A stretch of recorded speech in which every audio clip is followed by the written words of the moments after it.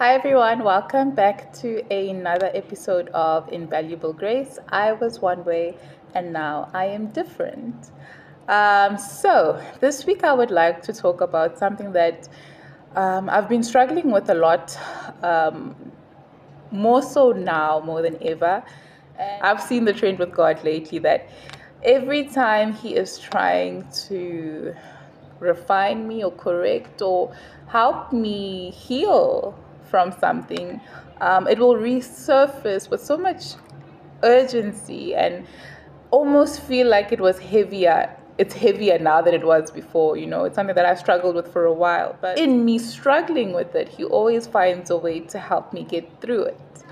And every time He does, I always know it's never for me, or never just for me anyway, but it's always a teaching experience for other people. It's a way or an opportunity for me to speak life into somebody else because I can relate to what they're going through. And the thing that I'm referring to is, self-love. It's a word I'm sure we have heard overstated, used, very cliched, and also misconstrued a lot, right? Especially in this era, this new age era, where everything is about self, glorifying self. It can get very tainted, right, and abused. And also, I'd like to truthfully say that the church as well, as Christians, I think we contribute to the fact that we don't love ourselves enough because we believe humility is the standard, which it is. Don't get me wrong, but there is humility and there is self-depreciation, and that isn't humility. And I think we don't often know the balance because we are not led by example by our Christian leaders.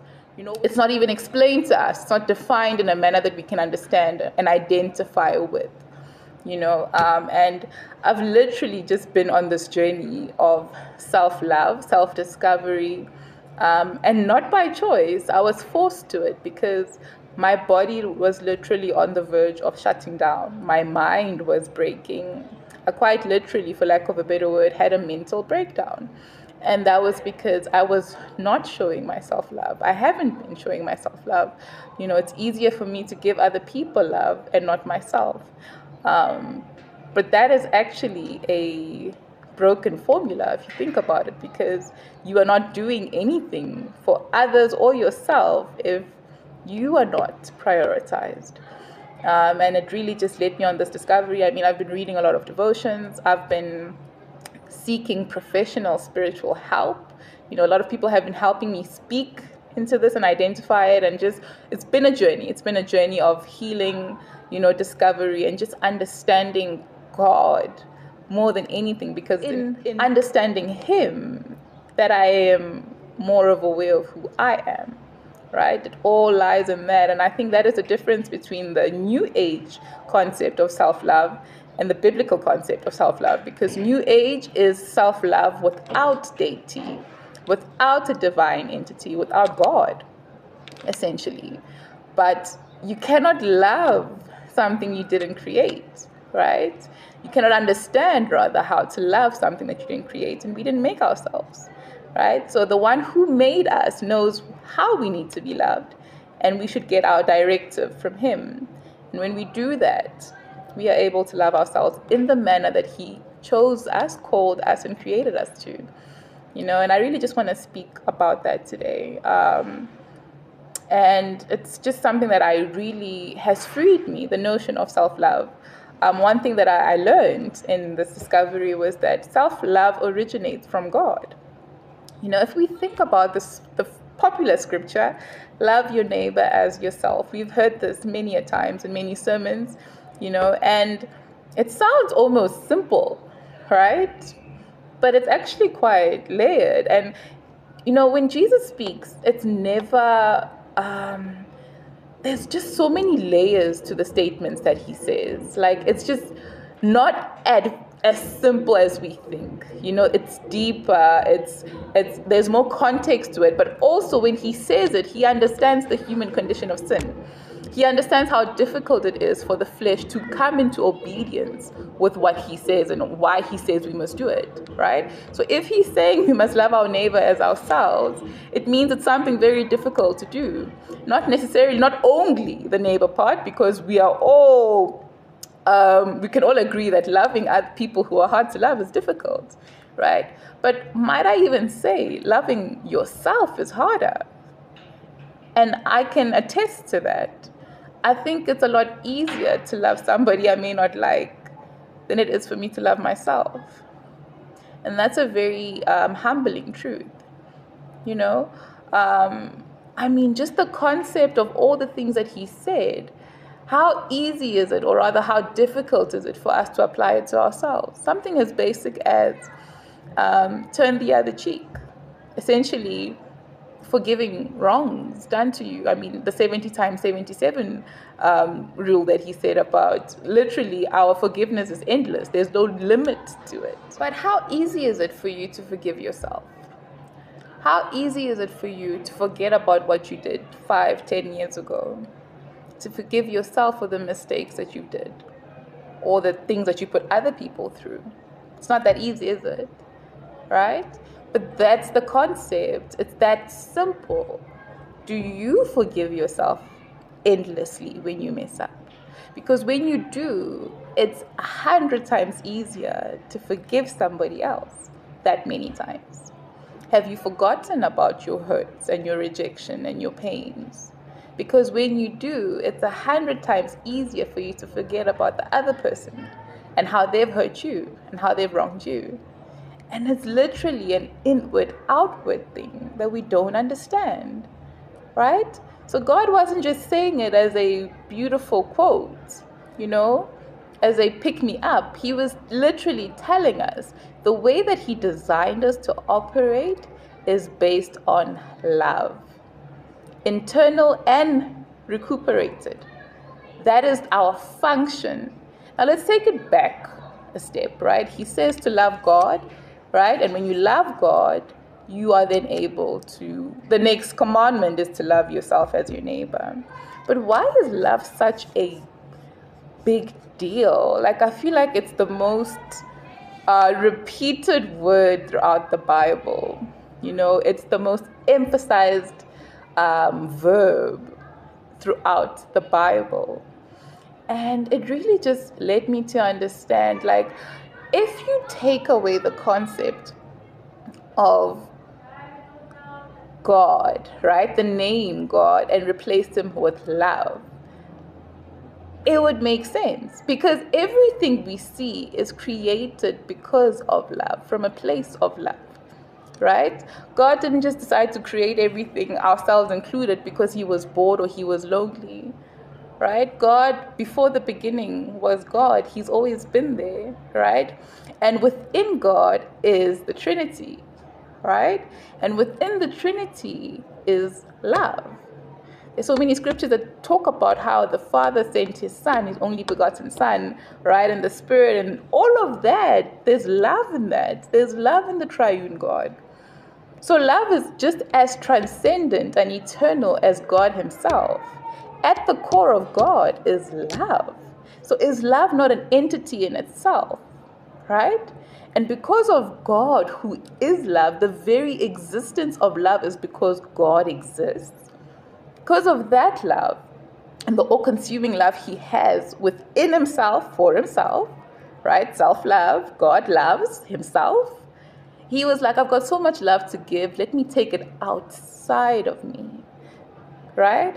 So nothing can exist if self-love isn't the first point of contact. If God didn't have love within himself, for himself, nothing would exist. We would not exist. So because of the all-consuming love he had within himself, he was like, I need to replicate this. There's so much love for me to give. Let it come out of me. And that is why everything that exists that we see was spoken, right? And where does speech come from? Within. Came out from a place of love. It came out, and he spoke everything into existence, right? But what makes us even more special than everything else? Everything is created with love, and essentially has a blueprint of love. We were created in his image. It's not only out of love that we exist, but we also carry a fragment of the love that he carries, not only for ourselves, but to give outwardly too, right? Because we possess wisdom, we possess foresight and knowledge, unlike everything else. So we have the knowledge of that love, not only experientially, but it's within us too. And that's why the directive is to love God, ourselves, and other people. Because the love that we have should not be just contained for us. But it's not easy to give that out if there isn't any for yourself. Remember, the way that God creates love, or the way that love comes out of him, is because he loved himself first, right? And that truth for me literally was just so humbling. And I mean, take it further again. God's love isn't conditional. There's no reason to buy God's love. There's no reason to prove that God should love you or to retain his love. In Genesis 1:1, in the beginning, there was literally nothing. There was darkness, right? And he spoke light out of love into the world, right? But even then, we were still a thought when there was nothing. So essentially, before we were accomplished, before we were had master degrees, before we have accolades, before we are, eloquent, before all of these things that society and culture and even religion encourages as things to do to gain love, God loved us before any of those things were even a possibility. Just by the mere fact of us being created in his image, being created from within him, we are loved. And that's why he keeps saying there's nothing you can do. No amount of works can make him love you anymore. Paul even says, we could never fathom. It's beyond comprehension, the love that God has for us. But yet we still think we can work for it. We can run ourselves haggard for it. And when we do all those works, we don't realize that we're not loving ourselves. And the key ingredient to understanding God's love is to love ourselves and to take time to rest and to come into communion with him. If God thinks that you are that awesome, why can you not think that about yourself? God is so in love with his creation that he chose to inhabit a vessel, a human vessel. Like literally, our bodies are God-proof. Let that sink in a little bit. That God allowed himself to reside within a body. If that is not indication that we are so sacred and we are temples of God and we are holy and we are set apart and we are so precious to him, nothing else is. Why would he willingly choose to inhabit a body if it was tainted, if it was broken, if it was faulty? Right? So I really just want this to sink in, that we should love ourselves. We should prioritize the love that the Father has for us. We should give it to ourselves. That is important. That is not pride. That is love. And may I even add, that is a form of worship. That is a form of worship. You are actually that much closer to God in relationship when you take care of the vessel that he so graciously and lovingly formed from dust. You are worshiping the Creator when you are a priority to yourself. Because in you loving yourself, you are able most definitely to complete the other commandment of loving your neighbor. The two really cannot be separated, right? They are linked. That's how they operate.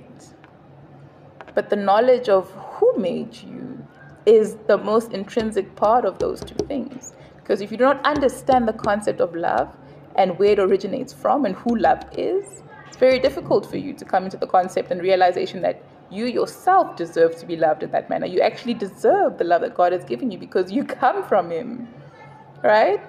You come from that wellspring of love. So you should acknowledge yourself. You should love yourself. You should congratulate yourself. You should take care of your body. You should eat healthily. You should, see it as a sacred temple, because that's what it is. The God of the universe practices self-love all the time. It is through self-love that we are even here, that we exist. So it's not a sin to love yourself. It is a sin to love yourself outside of the divine, outside of Christ Himself, right? But it's not a sin to love yourself when you understand in relation to God who you are, in whose image you were created in, and why you were created. When you understand that, then everything else by default becomes easier. So reach out to Father. He's waiting to help you discover how amazing you are, because we all are. No doubt about that. But we just need to come into agreement with that, acknowledge it, and not feel ashamed to show the vessel that God said yes to, just how much you value and appreciate it, and give it the rest that it needs. Okay. Hope this message blessed you today. Be blessed, guys. Bye.